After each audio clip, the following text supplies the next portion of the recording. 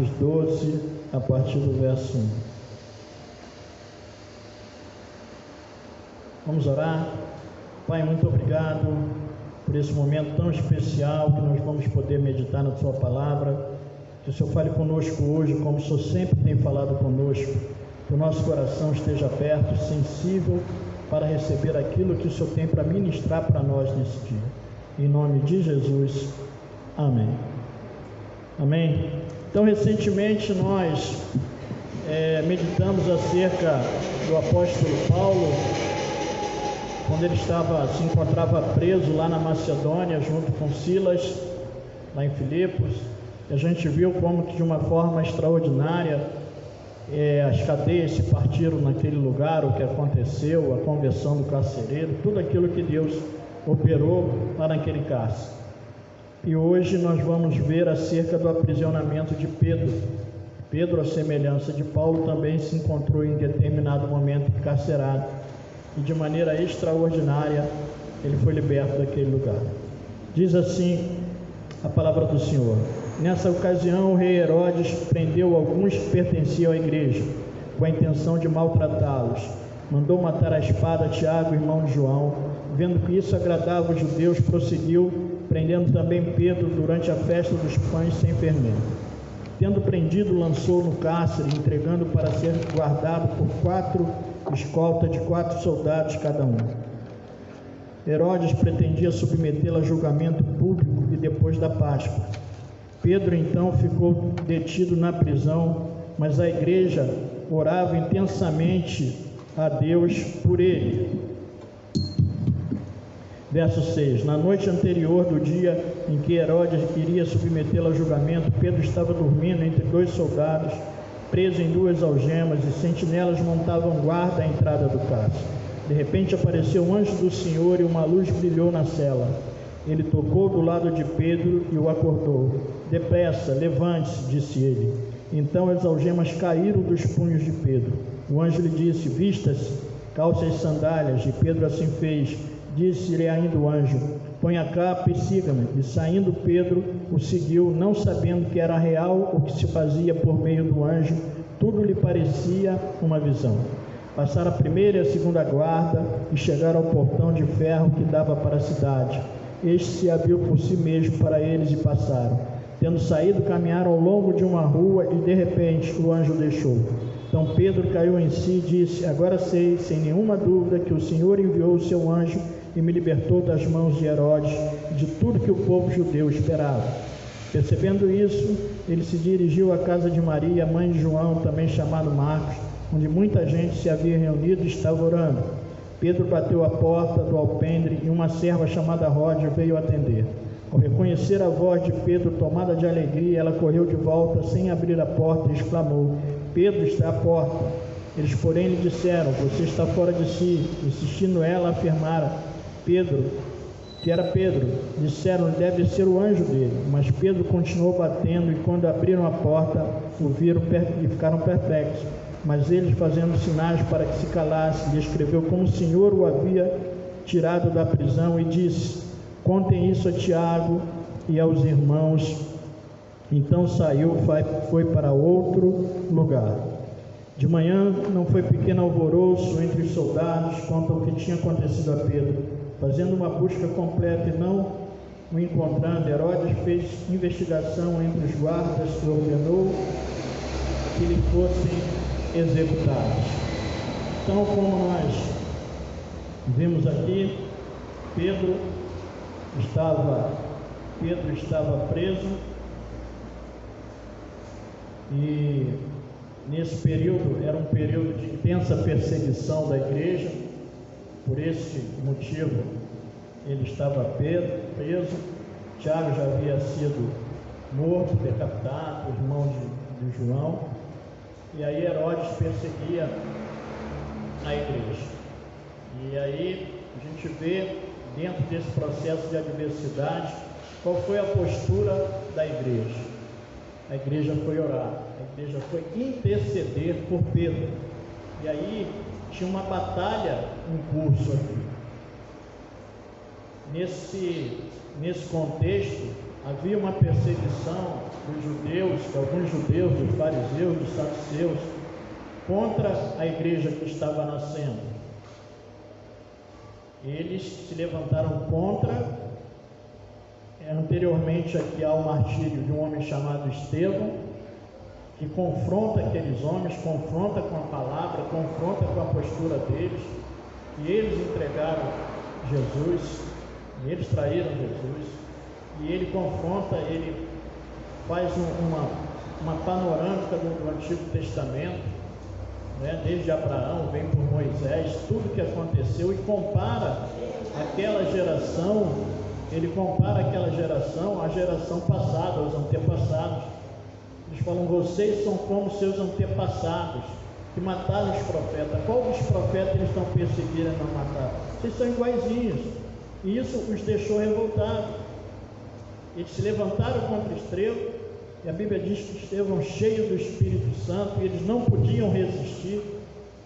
E eles viram o rosto de Estevão como o rosto de um anjo. Depois, por fim, o céu aberto. Estevão viu o céu aberto, e eles apedrejaram Estevão, e nesse contexto Saulo estava, ele cai aos pés de Saulo, então Saulo, posteriormente Paulo, e ele consente na morte de Estevão. Então esse era o contexto dessa prisão, era intensa perseguição, e aí a igreja, principalmente os apóstolos, que eram os líderes, eles enfrentavam ali oposição religiosa, daqueles fariseus, defensores extremados da lei, e o problema não era a lei em si, o problema era a tradição, era o que eles acresciam na lei, né? Tanto que foi dito: olha, vocês fazem o que ele fala, mas não fazem o que ele faz não. E a gente vê todo o contexto dos fariseus. E ali também tinha um outro grupo religioso, que eram os saduceus, que enquanto os fariseus eles cuidavam da lei, cuidavam da palavra, os saduceus eles dominavam o templo, e eles se beneficiavam dali. Enquanto os fariseus eram de uma camada pobre, os saduceus eram da elite, eles dominavam e tiravam lucro daquela questão do templo. Nada diferente do contexto que a gente vive hoje. Então, quando Jesus falou que ia destruir aquele templo, como é que vai destruir o nosso ganha-pão? Usando essa expressão.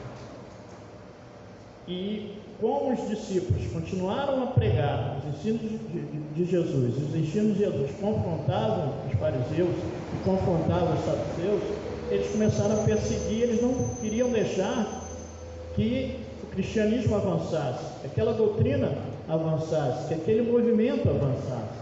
Então esse era o contexto aqui dessa perseguição. Então, além dessa oposição dos judeus, religiosa, ainda tinha uma oposição social, que tinha uma oposição dos romanos, que os líderes religiosos se valiam da condição do romano e jogavam os discípulos, buscavam jogar os romanos contra os discípulos, para que os romanos legalmente parassem. Então tinha esse contexto, e além de toda uma filosofia grega que existia ali. Enquanto a gente vê lá João escreveu o seu evangelho, né? E fala: no início era o verbo, e o verbo era Deus, e a gente já ouviu isso aqui. Era o Logos, era a visão do grego, que era o princípio gerador de todas as coisas da vida. E aí Pedro usa como metáfora, usa como relação, e o evangelho, os evangelhos foram escritos em grego, porque era o que dominava. Então a cultura grega, ela dominava aquele contexto. O romano tinha força, mas o grego tinha um pensamento. Então a filosofia grega, ela permeou todo o contexto do Império Romano, e ainda tinha uma questão religiosa pagã, que se adorava até um imperador, e tinham deuses ali. Então esse era o contexto. Então, no nascimento daquela igreja, os primeiros passos da igreja foi pesado. E aí é nesse contexto que Pedro se encontra preso. E essa perseguição, a Bíblia diz que os apóstolos ficaram em Jerusalém e os discípulos foram dispersos, que aí é a expansão do Evangelho, a expansão da igreja, também com uma permissão de Deus para que isso acontecesse. Porque a visão e a ordem era: fique em Jerusalém até que do céu seja revestido de poder, serão minha testemunha em Jerusalém, Judeia, Samaria, até os confins da terra. Então a perseguição possibilitou o desenvolvimento e crescimento da igreja. Mas nós estamos esse ano de 2022 com uma visão que o Senhor nos deu de voltar à essência.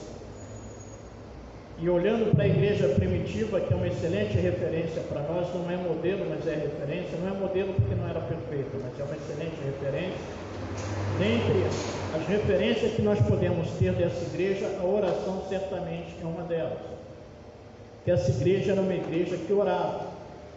E aí, nós vemos no livro de Atos, no capítulo 1, no verso 12, para a gente contextualizar como essa igreja era ligada em oração. Atos 1, verso 12 diz assim: então eles voltaram para Jerusalém, vindo do monte chamado das Oliveiras, que fica perto da cidade, cerca de 1 quilômetro. Quando chegaram, subiram ao aposento onde estavam hospedados. Achavam-se presentes Pedro, João, Tiago, André, Filipe, Tomé, Bartolomeu, Mateus, Tiago, filho de Alfeu, Simão, Zelote, Judas, filho de Tiago. Todos eles se reuniam sempre em oração com as mulheres, inclusive Maria, mãe de Jesus, e com outros irmãos. Verso 14: todos eles se reuniam sempre em oração. Então, a oração para eles era uma constância. Se reuniam sempre em oração. Era comum, era uma prática, eles tinham uma prática da oração. No capítulo 2 de Atos, a partir do verso 40, só o verso 42, Atos 2, 42, diz assim para nós: e eles se dedicavam ao ensino dos apóstolos, à comunhão, ao partir do pão e às orações.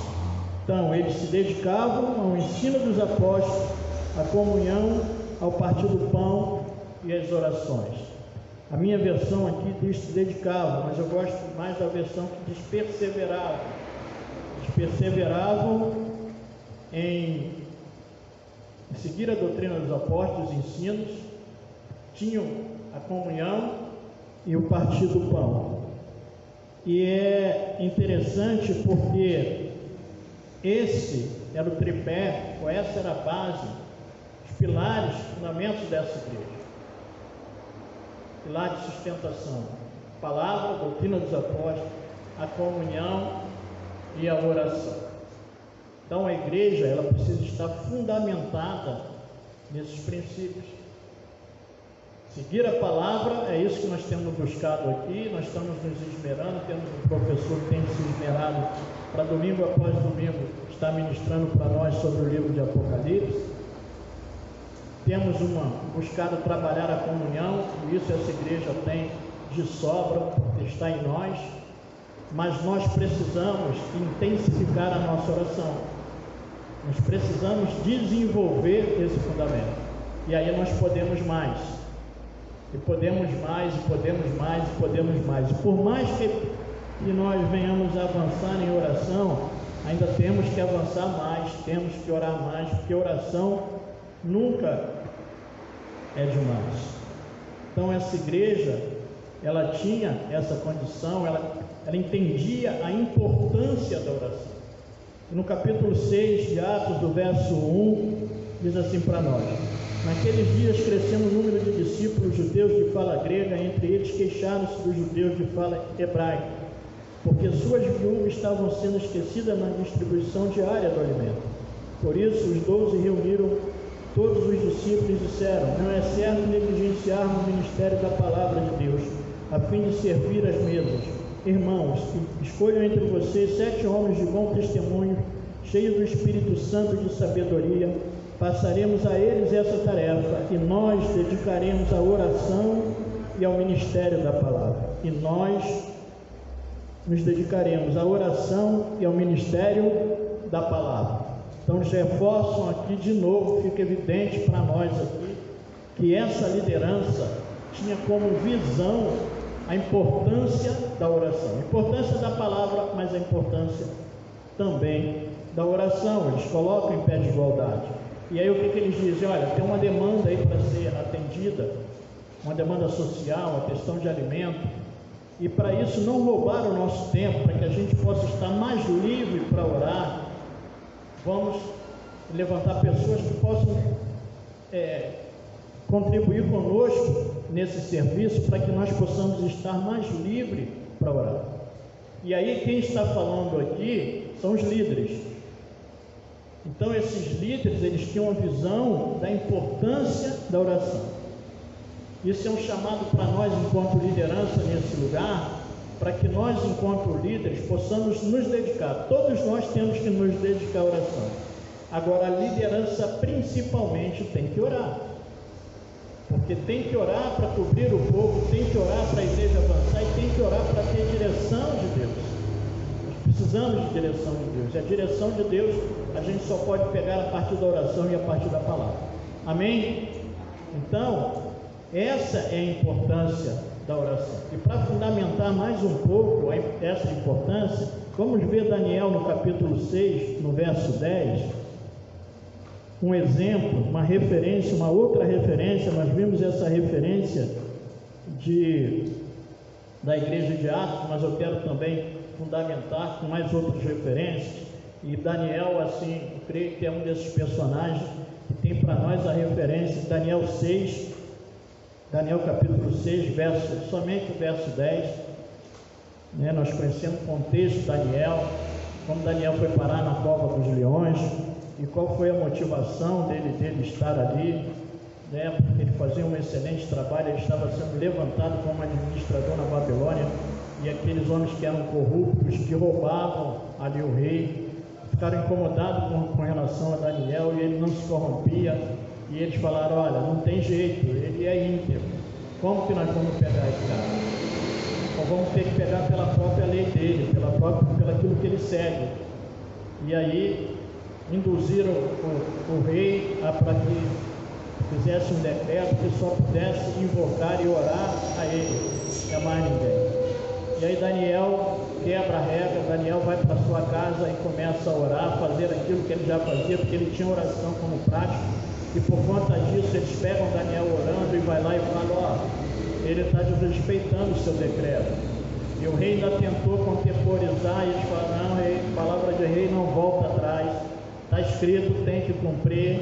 E ele, com muito pesar no coração, mandou lançar Daniel na cova, mas a Bíblia diz que ele não teve sossego, ele gostava de Daniel, e ele passou a noite toda sem dormir, sem comer, né, numa condição ruim. E de manhã a primeira coisa que ele fez foi correr para lá para ver o que tinha acontecido, e ele chama: Daniel, Daniel, acaso Deus que você serve pôde livrá-lo? E Daniel, lá de dentro da cova, viva o rei para sempre, o Deus a quem eu sirvo fechou a boca do leão. Isso é impressionante. Mas o verso 10 diz assim: quando Daniel soube que o decreto tinha sido publicado, foi para casa, para o seu quarto, no andar de cima, onde as janelas davam para Jerusalém. Ali ele fez o que costumava fazer. 3 vezes por dia ele se ajoelhava e orava, agradecendo ao seu Deus. Ele fez o que costumava fazer. E o que ele costumava fazer? Orar. E como oração, a importância da oração para sustentar a vida de Daniel naquele contexto da Babilônia. Sempre ele recorreu a Deus em oração. Para trazer a revelação de sonhos, ele recorreu a Deus. Então ele tinha uma ligação profunda com Deus a partir da oração. A referência, ele vira para Jerusalém, sentido do templo, sentido da centralidade da presença de Deus, que simbolizava Jerusalém. Agora, como você manter a sua ligação com Deus distante de Jerusalém? Como você manter a conexão com Deus distante do ponto central aonde há conexão? Por meio da oração. Aí faz sentido até os confins da terra. Eu estou distante de Jerusalém, mas não estou distante de Deus. Agora, tem gente que pode estar no centro de Jerusalém e está distante de Deus. pode estar no centro de Jerusalém e está distante de Deus. O filho mais velho da parábola do filho pródigo estava na casa do pai, mas ele estava distante do pai. O outro se distanciou quando ele saiu, quando ele foi embora, mas aquele que estava ali dentro, ele estava distante do pai, mas estava próximo dos bens do pai.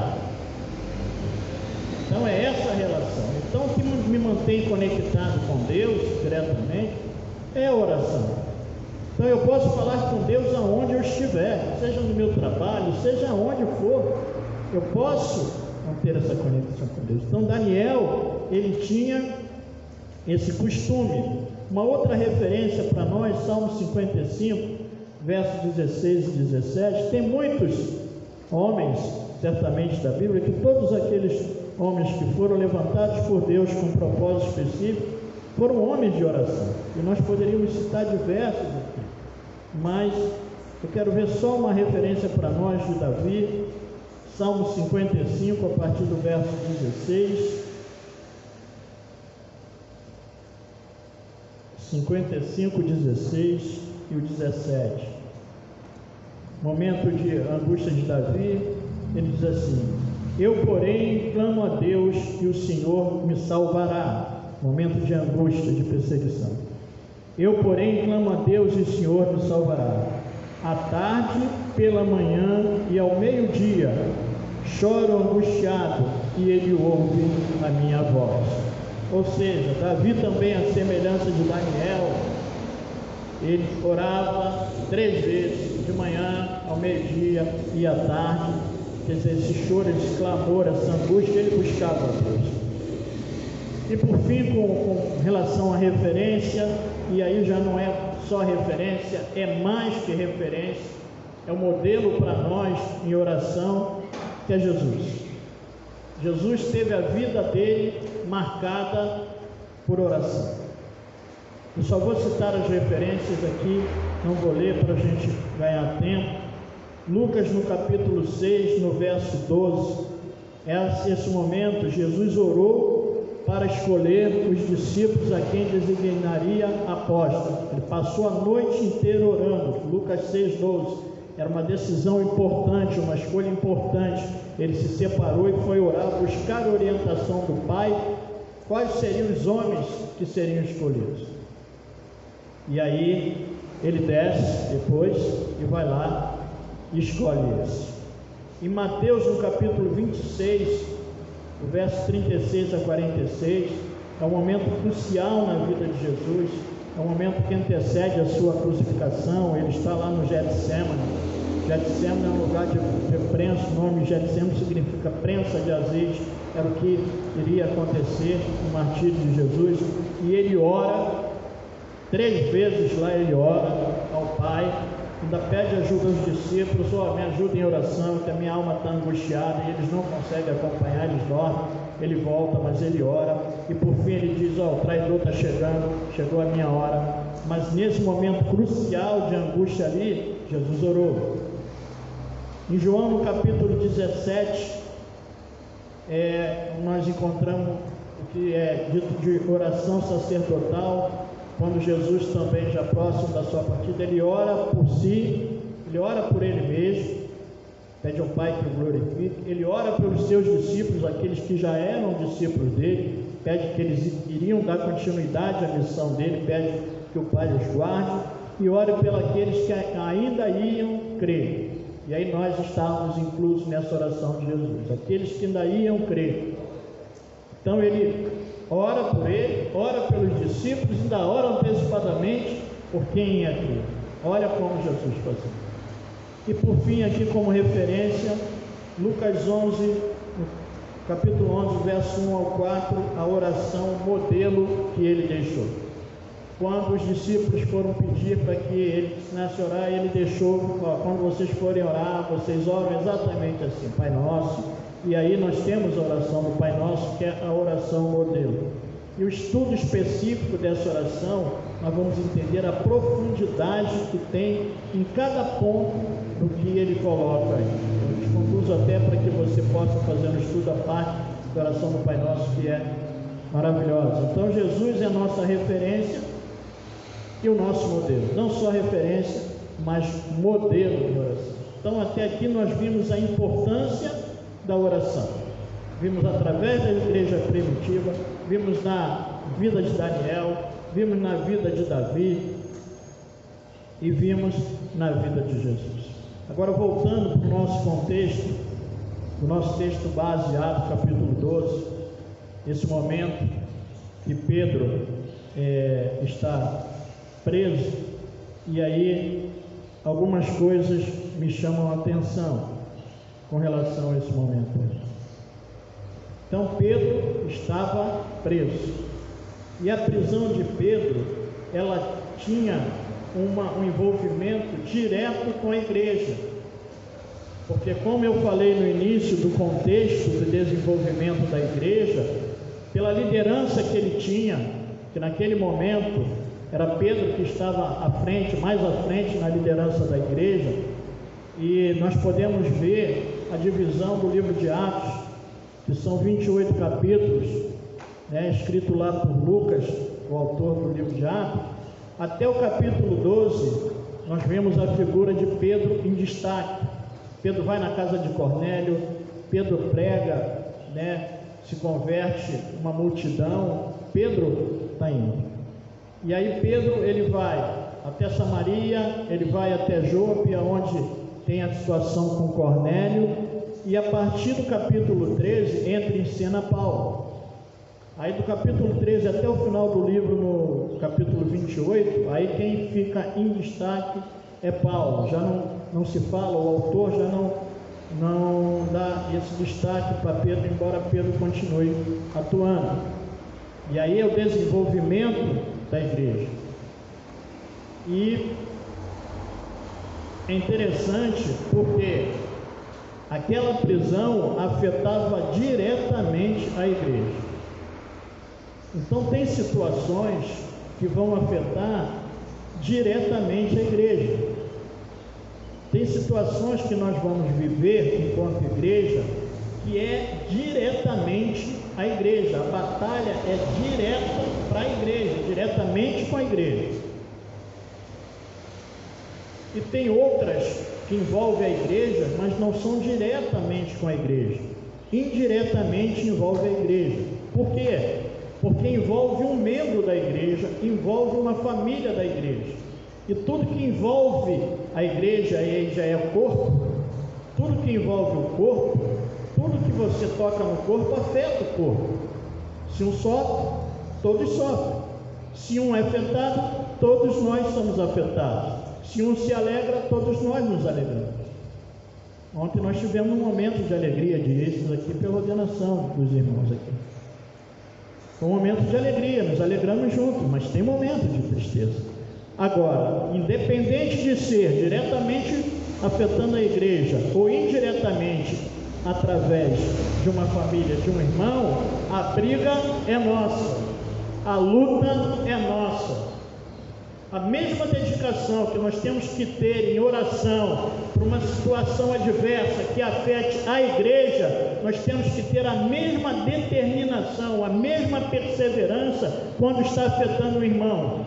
Isso aqui é corpo, não tem como proceder de outra maneira, até porque hoje pode ser o meu irmão que está passando uma dificuldade e amanhã sou eu, tá certo? Então hoje é ele, amanhã sou eu. Então a briga é nossa. Deixa o pau cantar na casa de Noca que nós vamos para cima. A briga é nossa.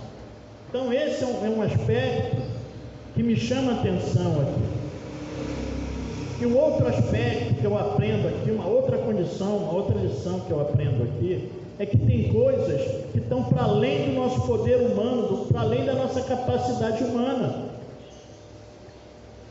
Estava cercado lá, eles não tinham arma disponível nem treinamento para chegar lá contra aquele exército romano e invadir aquela prisão. E como fazer? Estava para além da força humana. Aí eu vou deixar para lá? Não, eu tenho que ter uma ação. Como que eu faço? Se eu não posso fisicamente chegar lá, eu vou orar, até porque a batalha não era humana, Por todo o contexto, era uma batalha espiritual, e as nossas armas, a Bíblia diz que não são carnais, são espirituais em Cristo Jesus, são armas espirituais que nós vamos usar, e a oração é fundamental nesse sentido, e foi isso que a igreja entendeu, e foi isso que a igreja fez. E Pedro sozinho, e eles oravam, e eles buscaram em oração aquela libertação. Então aprendemos isso com esse contexto. Vamos orar. Está para além, eu não consigo resolver, mas Deus resolve. Aquilo que eu não tenho a capacidade, Sueli, Deus tem.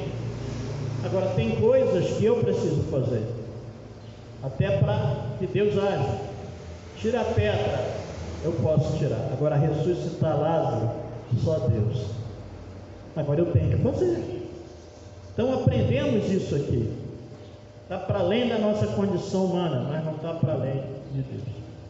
E aí nós devemos manter, como a igreja primitiva, manter a prática da oração e a persistência na oração.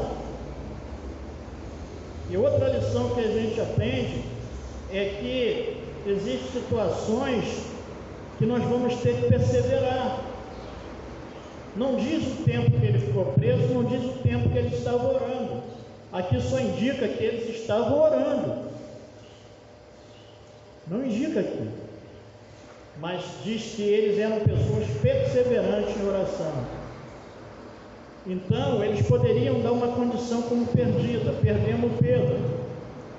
E alguém poderia estar se levantando no lugar de Pedro como liderança, né? Falando, ó, perdemos, algum interessado em, poderia acontecer isso, perdemos, da situação como perdido. Mas a igreja não deu a situação como perdida e não deu Pedro como perdido. Então, enquanto houver possibilidade, nós não vamos dar ninguém como perdido. E nem situação nenhuma como perdida. Nós vamos orar. Nós vamos perseverar para que Deus mude o quadro, mude a história. Lázaro tinha morrido. Jesus chega e Marta fala: se o Senhor estivesse aqui, meu irmão não teria morrido. E Jesus fala: ó, tira a pedra. Aí ela fala: Senhor, já cheira mal, já está em decomposição. Aí ele fala: Marta, Marta, eu falei para você, se você crer, você vai ver a glória de Deus. E o que aconteceu? Lázaro, vem. O que já estava perdido, não importa o tempo que tenha passado, não importa, ele pode trazer a vida, ele pode ressuscitar, ele pode mudar um quadro, ele pode mudar uma história. E essa igreja acreditava. E aí vem o poder da oração, não só a importância, mas o poder da oração que pode transformar toda e qualquer situação, toda e qualquer circunstância. Amém?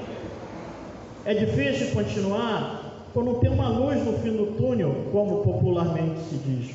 Não vejo nada. Mas Hebreus 11, que nós já estamos aqui no cântico que nós cantamos, rompendo em fé. A fé é a certeza daquilo que nós esperamos, e a convicção daquilo que eu não estou vendo.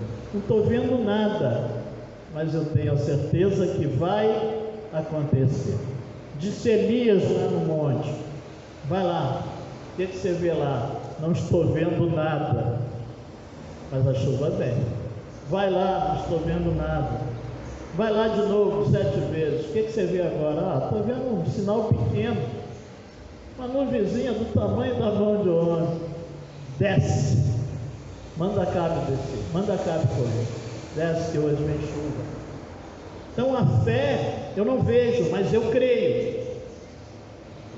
Eu creio. E eles perseveraram. E aí, palavra de ordem para nós é perseverar. Eu tive uma vizinha, uma amiga, que ela orou 40 anos pelo marido dela, pela conversão. E ele convenceu. Depois de 40 anos, sofreu um acidente grave, perfurou o pulmão, foi um negócio claro. Mas Ele converteu. Então nós não podemos precisar o tempo de conversão de uma pessoa. Agora é interessante, porque o texto não diz, mas eu entendo assim: o tempo que eles estavam perseverando em oração, Beth, eles estavam naquela luta. Tinha um tempo de espera para a libertação de Pedro, mas era um tempo de crescimento deles, porque quanto mais o tempo passava, mais eles intensificavam a oração, mais eles cresciam em oração. Então, o tempo que também Deus retém algumas situações de transformar, é um tempo que Ele está tratando das nossas vidas. Ele já tem uma bênção especial, uma promessa para nós, mas Ele vai nos preparar. Eu estou orando e ela não vem, eu estou orando e ela não vem, porque tem um ajuste, um tempo certo. Ele vai liberando a bênção e vai preparando você e vai transformando você para receber a bênção. E aí eu não sou mais o mesmo. A forma que eu andava, que eu fazia no passado, agora é diferente. Então Ele vai me transformando, Ele vem fazendo para receber. E ontem nós falamos aqui: há tempo para todas as coisas. É o tempo certo de Deus. E no tempo certo, Deus enviou o anjo e libertou Pedro. Nos Carós, no tempo de Deus, Deus enviou e libertou Pedro. Entende? Mas isso aconteceu a partir de quê? Da oração. E aí nós vemos o poder da oração. E quando Pedro chega de volta, interessante que a moça diz: ó, Pedro está aí. Eles falam: não é possível, você está variando aí, nem é Pedro não, Pedro está aí. Não, é o anjo dele. Porque alguns criam que poderia ter um anjo da guarda, mas a Bíblia não dá parâmetro a isso, mas Deus destaca anjos específicos para guardar pessoas, não o anjo pessoal de cada um. Isso é a Bíblia. E aí, mas Pedro estava ali. E tem uma palavrinha mágica que eu acho fantástica, né? Eu gosto muito dessa palavra quando eu a encontro em algumas passagens. Verso 16 diz assim: mas Pedro continuou batendo, e quando abriram a porta e o viram, ficaram perplexos. Ou seja, ficaram paralisados, assustados, ficaram bobos, como se diz lá na roça. Ficaram bobos, né? Ficaram bobos, o queixo caiu. Falei: e aí? É Pedro. Pedro está à porta. Agora, para nós finalizarmos aqui, o poder da oração move o extraordinário, o sobrenatural. E aqui era Pedro nesse contexto. Mas se Paulo tivesse aqui, talvez ele antecipasse uma fala dele, né? Lá em Efésios, no capítulo 3, do verso 14 ao 20, não vou ler, nós vamos parar aqui, que diz que Deus é poderoso para fazer infinitamente mais daquilo que pedimos ou pensamos. Exatamente aqui, eles oraram, eles pediram, eles clamaram, e Deus fez infinitamente mais daquilo que eles podiam pensar, pedir ou crer, tanto que eles ficaram assustados. Deus fez mais. Deus não chegou para eles e falou: ó, vai lá e conversa lá para liberar Pedro. Não, Pedro já está aqui, Pedro já está à porta. Pedro foi liberado. Então nós vemos aqui a importância e o poder da oração. Aí, mediante o que nós ouvimos aqui, o que meditamos aqui, qual é a nossa postura em 2022? É voltar à essência da igreja primitiva, caminhar em oração como aqueles irmãos oravam. E aí é pessoal. Daniel orava 3 vezes ao dia. Davi, num momento específico, também fez da mesma forma. Eu não sei a quantidade, não é pelo menos falar, eu não sei a sua disponibilidade. Eu não sei se você é alguém que gosta de orar pela manhã, tem gente que gosta de orar pela noite, tem pessoas que gostam de orar pela madrugada, e há aqueles que dizem que pela madrugada a fila é menor, né? que muitos não querem estar lá orando. Eu sei de gente que levanta às 3, às 4 da manhã para orar, mas eu sei de uma coisa: há uma importância na oração e há um poder na oração. Então, o que nós vamos fazer em 2022, palavra de ordem para essa igreja, novos discípulos, voltar à essência e orar. E nós vamos orar em casa, nós vamos orar aqui, nós vamos orar no monte. Nós ficamos impedidos pelo tempo de subir, mas nós vamos subir e nós vamos orar. Agora, aqui tinha a prática da igreja. Diz que a igreja orava, eles se reuniam costumeiramente em oração. Então tinha uma reunião em que a igreja orava, mas a igreja não orava só coletivamente, se orava em particular. Então nós temos que orar no contexto de corpo, no contexto coletivo, mas temos que orar de maneira pessoal e individual. Aí é com você. E o que eu vejo de principal na condição de oração, o que nós recebemos de oração, é a comunhão com o Pai, é a comunhão com Deus. Eu tenho um amigo que ele constantemente, ele está no monte e vai lá, faz uma carreira solo na oração. Ele falou para mim: eu sonho um dia de poder estar num lugar com um violão, com uma música, com louvor, só de adoração, eu não desço mais. Eu falei: eu vou ter que ir lá em cima para puxar ele, senão ele vai ficar morando lá.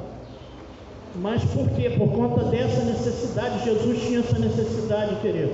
Então nós precisamos orar, buscando orientação, precisamos orar para sermos fortalecidos, precisamos orar, abrir o nosso coração, rasgar como Davi rasgava, sonda-me e vê se há em mim algum caminho mau, e se abrir para Deus, falar: Senhor, essa é a minha condição, eu preciso ser transformado aqui, e principalmente ouvir a Deus. É na oração que nós vamos ouvir a Deus. Muitas vezes nós estamos muito mais inclinados a falar com Deus do que a ouvir a Deus. E aí nós precisamos parar, sentar em oração para ouvir a Deus. Ouvir Deus. E é isso que nós precisamos fazer, e é isso que nós vamos buscar fazer. Amém? Então fica com essa palavra, que Deus possa nos abençoar, entendendo a importância que tem a oração. Lição para nós hoje, levamos de dever de casa, a importância da oração. Mediante tudo que nós ouvimos, que nós poderíamos discorrer muito mais acerca da oração, referências de oração, pessoas de oração, e nós ainda vamos ter a oportunidade ao longo desse ano trabalhar algumas orações específicas e aprender com algumas pessoas, como é o caso de Ana, quando pediu Samuel, de que forma que ela se colocou. Nós temos a oração de Jonas lá no ventre do peixe. Nós temos diversas orações que nós podemos pegar como uma referência para nós, para o desenvolvimento de oração. Amém?